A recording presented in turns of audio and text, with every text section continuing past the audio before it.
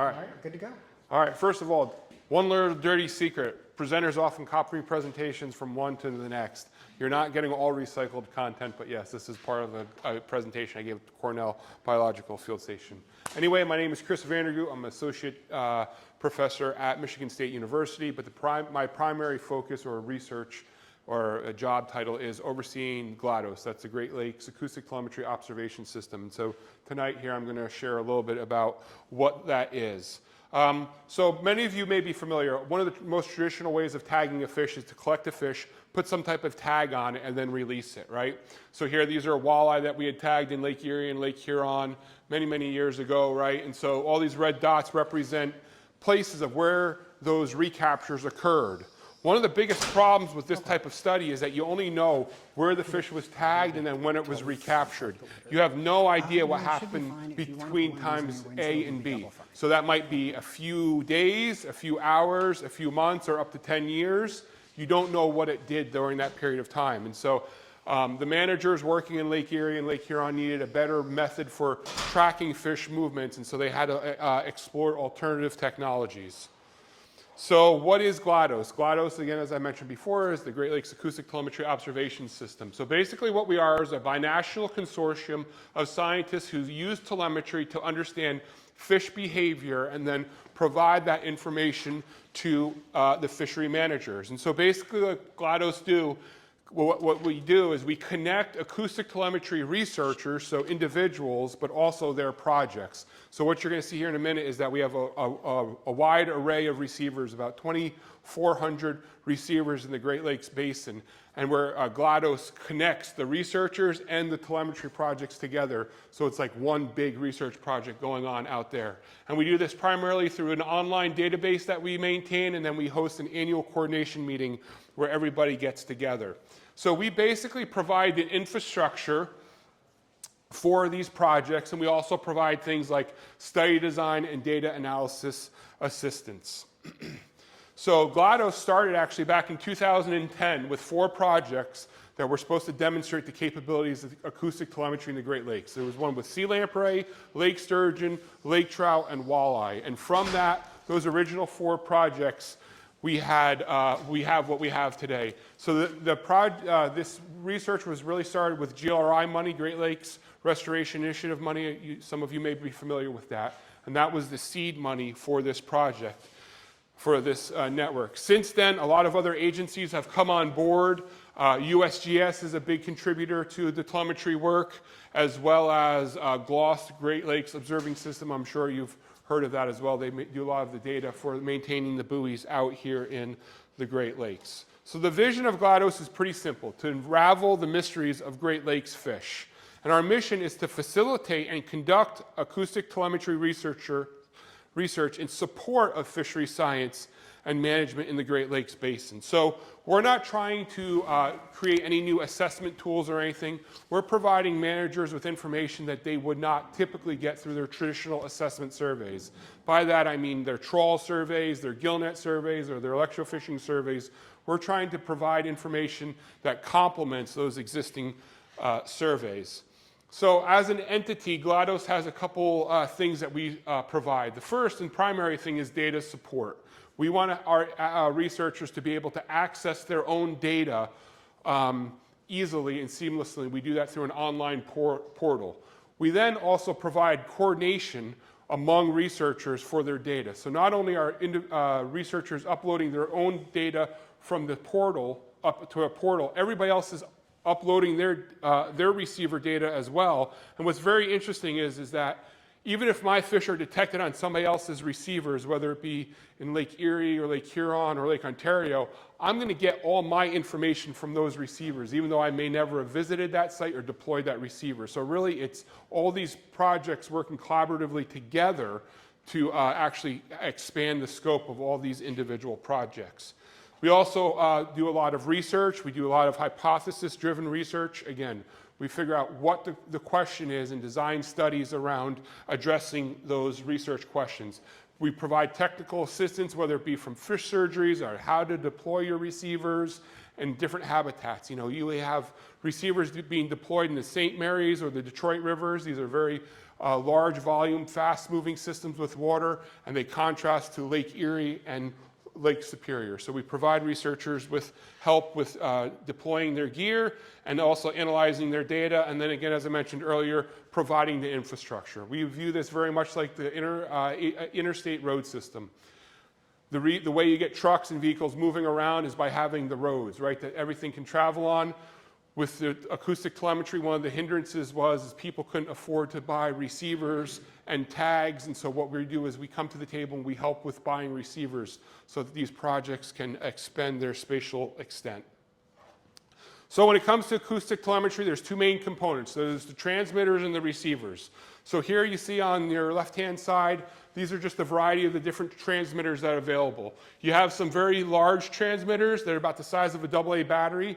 They can last up to 10 years long. We put these in things like lake trout, lake sturgeon, walleye. They'll last 10 years, and they'll send us a signal off every 2 minutes or so.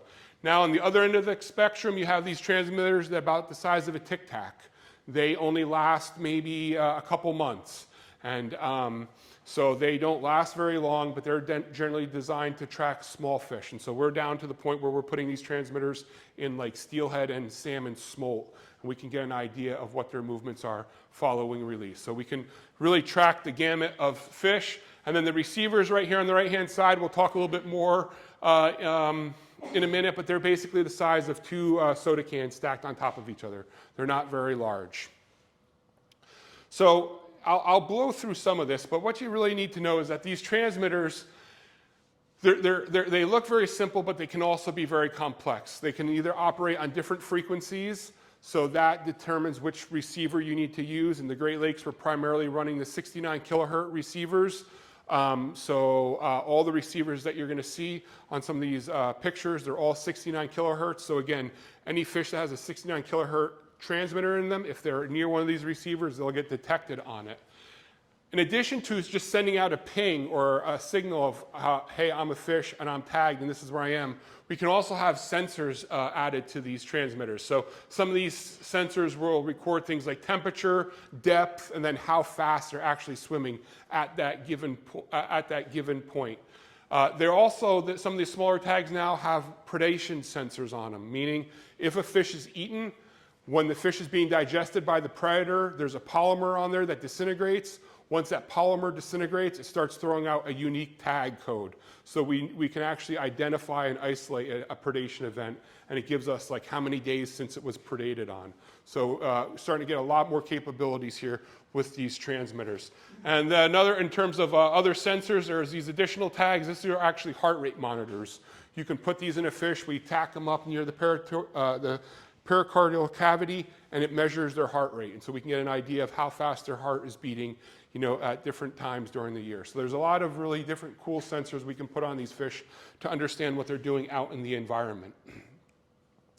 So here's an example of lake trout we tagged in Lake Erie. We tagged them in the spring, and we watched what they did through the course of the year. And basically, these sensors were recording temperature. And here's the thermal history of these fish. There was about 170 fish, I think, we tagged, and we monitored what they were doing for 5 years. So here we're watching like 170 fish for 5 years, and we have their thermal experience through time. So this is where they were tagged here in the spring at the far left-hand corner. You see summer sets up, the lake stratifies, and they're basically at that 5 or 6 degrees Celsius throughout the remainder of the summer. All of a sudden, the lake breaks up in late October, and they all run towards the shoreline in anticipation for spawning, and then we're able to get an idea of what temperatures they're spawning. So this is just one example of how we can use these sensors to give us an idea of what these fish and the habitat they're occupying through the course of the year. The beautiful thing about this is I never have to get this tag back. As long as that fish is by a receiver and the transmitter is going off, I get that the transmitter is pinging, and it's also encoding the temperature or whatever that sensor data is carrying with it at the time. So as long as I've got a lot of receivers on there, I can keep track of my fish. And so basically the way this works, we generally do all internal, we do surgical procedures on these fish. We'll catch them, we'll anesthetize them, we'll cut them open, we'll put this transmitter inside the fish, we'll suture them back up, and then release them as quickly as we can. Surgeries generally take around 2 minutes. So these are how these acoustic telemetry receivers work. It's very much like the toll roads here, right? You buy a transmitter for your car, right? And you spin around the city and then you go through all these toll booths. Well, this is very much the same thing. The fish has a transmitter in them. If they get close enough and near enough to a receiver, it logs that information. So depending upon the water clarity and a lot of different aspects about the water, whether there's a lot of turbidity in it, a lot of boat noise or whatever, affects how far away you can hear a transmitter.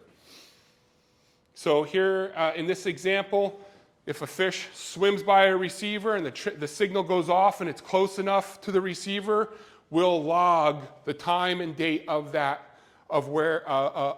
event. And then if there's a sensor on it, there's 4.5 meters, I know how deep it is at that period of time. So one of the ways this is used is basically for presence-absence studies, right? So here you might have a spawning reef shown by the bathymetry here with a receiver on top of it. And if a fish swims by it and the receiver hears it, you say, oh, it's somewhere near the vicinity of that reef. Well, the problem is I don't know if it's on the left side, the north side of the reef, the south side, or whatever. It's just giving me a presence-absence. It's within some distance of this reef. And so the way we've used this technology, as I was talking to you before about lake trout in Lake Erie, we had no idea where these things spawned. So we went out to Lake Erie during the spring, tagged a bunch of fish here, these yellow spots. Then we put acoustic receivers around the perimeter of Lake Erie, and we just let them do their thing. And after a year, we collected the data, and we were able to look at, in the fall, and look at a heat map, basically, where are the most unique individuals detected on which receivers, and we were able to isolate where those fish were congregating during the fall. So we said, that's likely where the spawning grounds are. So we were able to put that fish in, if you would, the right church. But now we're going to show you which pew that fish was sitting in a minute. So here is, oh, you know what? I took those slides out. But you know what? I talk about this project again in a minute. Sorry, I give so many of these, and they all run together. So this is the evolution of the GLATOS acoustic, the receiver network. We started with just a handful of receivers back in 2010. During 2016, 2017, the network really started to evolve, and you can see where our spatial extent of the receivers has covered in the ensuing years. And so today, at the end of 2003, what you'll see is we have the 3 lower Great Lakes basically primarily wired, and then in Lake Michigan, Green Bay, as well as Traverse Bay is wired. So basically, as fish swim around in these areas with the receivers, we're going to know where they are and when they're there. All right. So we work closely with the Council of Lake Committees, the management agencies, to identify what the research priorities are, because they are quote unquote our audience, because we're trying to provide information to them to make management decisions. And so we answer some things like population dynamics, right? Like what percentage of a stock of a fishery is being made up of fish that spawn on this reef versus that reef? In southern Green Bay versus northern Green Bay, in the eastern end of Lake Erie versus the western end of Lake Erie. We will also look at things like spawning site fidelity. If a fish is tagged on one spawning ground, does it come back there year after year after year? Or does it spawn there one year, another place another year, or will it visit multiple spawning areas in a given year? So we refer to that as spawning site fidelity, and that's important for a variety of things, particularly for genetics, right, Peter? We also use telemetry to look at behavior. What are their migratory patterns? What's their habitat use? What's the timing of their spawning? What we found is that males generally come onto the spawning grounds very early. They stay for a very long period of time. The females may only be on the spawning grounds for hours at a time. They come in, they spawn, and then they get out of there. So providing this type of information to the fishery managers. And then from an ecological perspective, looking at species interactions.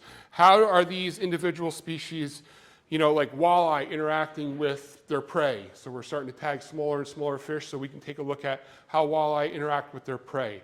Here in Lake Michigan, there hasn't been a lot of work with salmonids, but you can envision in the future work happening in Lake Michigan and whatnot, looking at how salmon orient to different schools of prey fish and whatnot. So here's the study I'm going to drill in more deeply on. Peter, what time do I need to be done by? No, trust me. You need to tell me what time I need to be done by.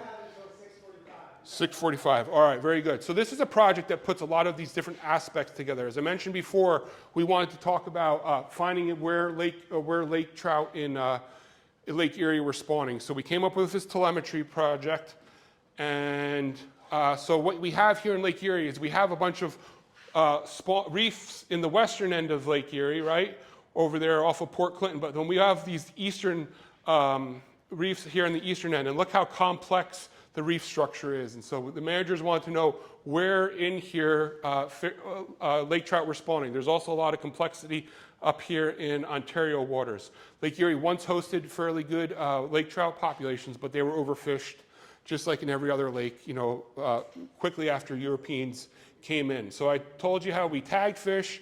We put receivers around the perimeter, and here, this is the animation here showing the lake trout moving around. So the blue dots represent individual lake trout. The black dots are actually receiver locations. And what you can see, the time slider down the bottom is a little bit hard to see, but basically what you see is during the fall, these fish come near the margins of the lake to spawn, and then in the middle of the summer, when the water temperatures get warm, they all suck into the middle of the lake where the only cold water habitat exists. And then come fall, they retreat back out to the margins. And this is a behavior they do every year. Interestingly, what we found is some of the fish that we tagged in the western basin here of Lake Erie would run to the eastern basin during the summer because that's where the only cold water was. And then then they would make their way back to the western basin to spawn, theoretically, during the fall, and then make that same movement back and forth every year. Very repeatable. So this is helping managers get a better idea of where these fish are going during different periods of time, and then what habitats may be important to either enhance or protect in the future. So again, we can take a look here at the heat maps here as I was describing to you before, and very predictable of where these fish were staging to spawn in following years. So in November and December, you see here by the higher red colors, majority of the fish were on that southeastern shoreline. Same thing in 2018 as well as 2019. So we said, hey, we have a general idea of where these things are. Can we get any more specific? So what we did actually, this is hard to see, I apologize. Each of these red dots represent an individual receiver. Each of these little yellow dots here represent the location of a lake trout detection. When you put a lot of these receivers together in a small area, and if that fish is being picked up on more than 3 receivers simultaneously, we can actually estimate its location through triangulation and get an exact latitude and longitude on that fish with 2 or 3 meters of error in it. So we're able to position each of these fish. Each of these little yellow dots represent positions of where these lake trout were spawning. So we basically put a bunch of these receivers in an area where we thought they were congregating. We then went in, put a bunch of receivers to get a real fine idea, like now which church pew is that individual sitting in, right? And we were able to find out, hey, these fish are congregating off of this contour. What's so special about that? Well, and what you can't see here is that there's a hump right here, and then there's a deep drop off here on the back side. So it looked like they were actually spawning on the leeward side of that reef. And just for giggles, the biologists went out there taking this telemetry data, and this is like footage that they took on with their camera, and I don't know how well you're going to be able to see it here, but what you're going to see, what you see these ripples, those are lake trout coming to the surface. So they went out there in the fall when they thought they would be spawning to those exact locations, and they just sat out there on a calm night as the sun was going down. And you should hear the audio, it's hilarious. It's like, over here, over here, over here. And they're just lake trout breaching the surface. So, what's that? 12, 13 feet? It's like you throw a softball from shore. It was really close to shore. Not only that, they put down an underwater camera. And underwater, they were able to see all these fish congregating right on that area where the telemetry data said they should start looking. And then even more impressive is the following spring, they went back and put these are fry immersion traps. What they basically do is they lower this to the bottom. It's got that fine chicken wire all around it. And when the lake trout hatch, they swim up and they get collected here in these canisters. And so they were actually able to collect wild lake trout on the areas that the telemetry had said, this is where you want to start looking. So this is kind of like a full circle of using the telemetry data to kind of say, this is where you need to start looking for where the fish are spawning. So we went from where are they spawning in the whole eastern end of Lake Erie to literally a very small patch of habitat like the size of this room, and they're able to go and collect wild lake trout fry coming up off their spawning grounds. So bringing this a little closer to Lake Michigan, I don't know if you're aware of it, but there are a bunch of telemetry projects going on in Lake Michigan. Even though there aren't receivers throughout the whole main lake as there are in the other lakes, in Green Bay and in Traverse Bay, Grand Traverse Bay, there are quite a few projects. They focus mostly on walleye, whitefish, and Cisco. I don't know if you're aware of it, but there's a big effort in the Great Lakes to reintroduce Cisco because they are the primary forage here in the Great Lakes, and they're probably one of the most important indicators of the ecosystem health, and they drive all fish populations. So there's a lot of work ongoing currently with looking at Cisco reintroduction in Grand Traverse Bay right now. But then in Green Bay, there's a lot of projects, whitefish, walleye, muskellunge, a whole diversity of projects. One project in particular here is the Northern Refuge Lake Trout Project here in Lake Michigan. It's up by Sleeping Bear Dunes and whatnot. It's a big area that's basically, it's considered to be a lake trout refuge, and there's no fishing in there, I believe. Is that right, Ben? And so they're looking at the effect of, is this refuge useful? Meaning, if you're going to put a refuge around something, if your animals don't stay in the refuge is of really limited use, right? And so they're using the telemetry data to get an idea of whether or not the refuge is in fact functioning as a refuge. And so here you can see there's a number of different spawning reefs here that they've identified from historic spawning reefs here, and that was the intent, is to protect fish spawning in that area. And so they've actually put up an acoustic array to get an idea of whether or not fish are using that refuge or not. The objectives: determine whether some proportion of northern refuge lake trout leave the refuge each year, and then for how long. Determine if the refuge lake trout display a seasonal pattern in refuge residency, and then to determine whether lake trout tagged in the refuge show a high rate of site fidelity to the refuge during the spawning season. And finally, determine if the degree of refuge residency differs among the 4 spawning groups and is predictable based on the proximity to the refuge boundary. So like if the fish that are spawning in the middle of the refuge, do they have a higher tendency to stay in the refuge than those that are maybe out near the margins of the refuge borders? All right, 5 minutes. I told you, you got to give me a time. All right, so any questions? I realize I talk very, very fast, but a lot of information to get to. Yes, sir. Is lake trout the only trout species that is native to Lake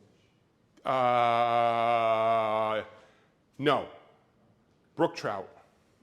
Brook trout are native to in the Great Lakes Basin, and there are actually some what they call coasters up on Lake Superior where they spawn in the tributaries. They'll run out into the lake for a period of time, and then they'll come back. I mean, these are like ridiculous lake trout, not like, brook trout, not little brook trout. These are like behemoth brook trout. How do you keep those receivers from moving? So most of these receivers are deployed in fairly deep water. So down there's not a whole lot of wind action.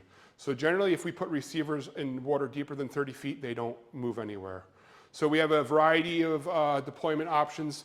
In some areas with soft bottoms, we'll use a concrete chunk because they just kind of slide into the muck that's already there. In some of the more pristine areas, we'll actually use a boulder where we'll drill a lug into it and hold the receiver there using a more natural material like a limestone boulder.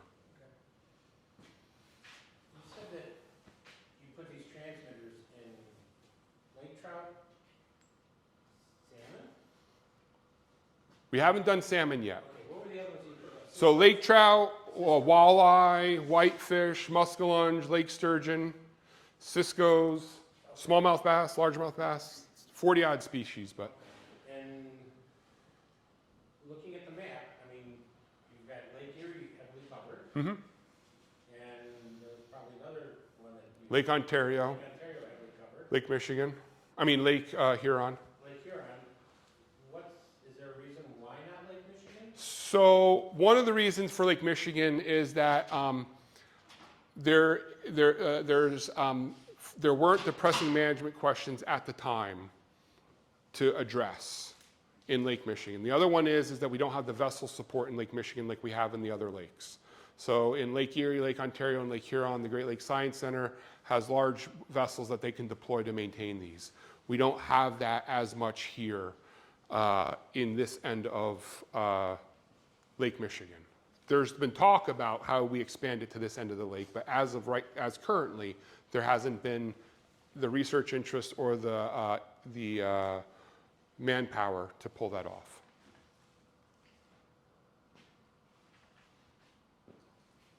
How expensive are those receptors, and how expensive and also do have problems with interference with the signal? So yeah, so the receivers, depending upon which ones we get, they're either $1,800 or about $4,000 each. Yeah, but like, so we have them, instruments going on 8-9 years. So if you think about it, relatively speaking, you get a lot of use out of them. So there's some that have an acoustic release on it where we'll pull up to a tap in a signal and the whole unit floats to the surface. We download the data, put a new battery in, and put it back down. And then when you're in the shallower areas, we don't use those. There is interference between signals when you have too many fish in a small area. So that's where we have to worry about things like tag collisions and not. One of my jobs is to make sure people aren't releasing too many fish in a small area so that there's a lot of tag collisions and people aren't, knocking out each other's tag codes. So that's part of the coordination that I have to wrangle. What are those tag collisions? I don't know if you already explained that. Tag or collision, so like, so what's the best way to describe it? So if your phone were to go off, it goes off for 3 or 4 seconds, right? You hear it, oh, that's my phone. But if a second phone were to go off at the same time, the two signals are colliding and you may not be able to differentiate whose is who. The receiver has a problem differentiating the code of the tag if 2 tags are going off simultaneously. In fact, they'll collide with each other and like hundredths of a second matter. And so then you have a tag collision and a false detection. So you've got to filter that data out. This is like really nerdy stuff, but.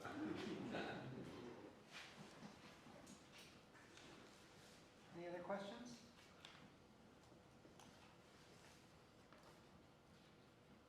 Thank you, Chris. All right.